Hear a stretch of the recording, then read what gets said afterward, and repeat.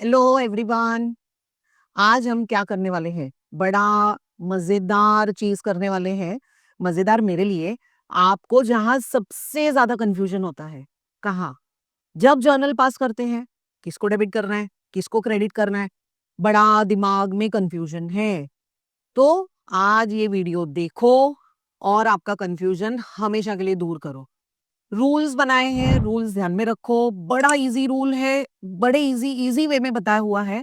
बस इसको आप पक्का कर लो, आपका काम आसान है। जर्नल एंट्रीज बड़े अच्छे से पास हो जाएंगे। ओके, तो बढ़ते आगे। डेबिट क्रेडिट के रूल्स मेड इजी। तो देखो, अब यहाँ पे सबसे पहले आपको क्या करना है, कुछ बेसिक चीजें आपको ध्यान में रखनी है। जैसे आपको सबको पता है, नॉमिनल अकाउंट में expense, losses, incomes, gains cover होते हैं।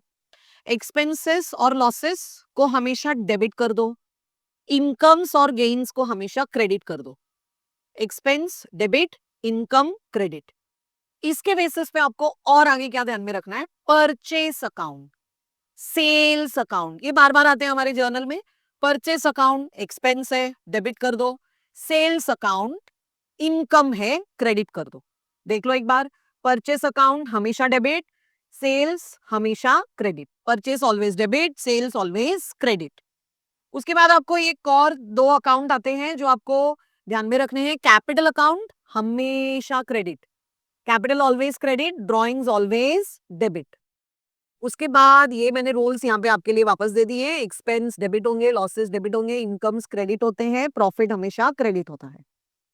फिर हमारे ट्रांजैक्शंस में और क्या आता है? तो हमारे ट्रांजैक्शंस में और आता है एंट्री पास करते वक्त जीएसटी। तो जब हम गुड्स खरीदते हैं तो उसको बोलते हैं इनपुट जीएसटी। जब हम गुड्स बेचते हैं तो उसको बोलते हैं आउटपुट जीएसटी। राइट। अब जो इनपुट जीएसटी है उसको आपको डेबिट करना है, और जो आउटपुट जीएसटी है उसको आपको क्रेडिट करना है। Easy. Purchase debit, input GST भी debit. Sales credit, output GST भी क्रेडिट। ठीक है। उसके बाद हम आगे बढ़ते हैं। ट्रांजैक्शंस में रिसीव्ड कैश, पेड कैश, ये आता है। तो जब आप received cash, received cheque, receive पैसा मिला, when you receive cash, cash या बैंक हमेशा डेबिट है। जब आप पेड कैश कर रहे हो, पैसा दे रहे हो, पैसे पे कर रहे हो, पेमेंट डन, तो कैश या बैंक ऑलवेज क्रेडिट। पैसा मिला, कैश बैंक डेबिट, पैसा पे किया, कैश बैंक क्रेडिट। उसके बाद कभी कभी ऐसा होता है, क्रेडिट सेल और क्रेडिट परचेस के ट्रांजैक्शन दिए होते हैं, पर वहां पे किसी पार्टी का नाम नहीं दिया है। मतलब goods sold on credit, goods purchase on credit, but party का नाम गायब है। तो मैंने क्या करना है? कुछ नहीं। क्रेडिट सेल्स है तो आप लिख दो डेटर्स, क्रेडिट परचेस है तो आप लिख दो क्रेडिटर्स। एसेट्स के बारे में आपको एक रूल ध्यान में रखना है। एसेट खरीदा तो एसेट अकाउंट डेबिट, एसेट बेचा तो asset account credit. Trade discount के बारे में एक रूल और ध्यान में रखो। ट्रेड डिस्काउंट कैलकुलेट करो, माइनस करो, बट उसकी कोई भी एंट्री दिखाओ मत। ठीक है। और इसके बाद एक और अकाउंट है जो हमें तकलीफ देता है हमेशा, और वो है डिस्काउंट। डिस्काउंट को क्या करें? डेबिट करें, क्रेडिट करें? तो आपको ना एक बड़ा इजी रूल ध्यान में रखना है। ये जो डिस्काउंट अकाउंट है ना, ये कैश अकाउंट का बच्चा है।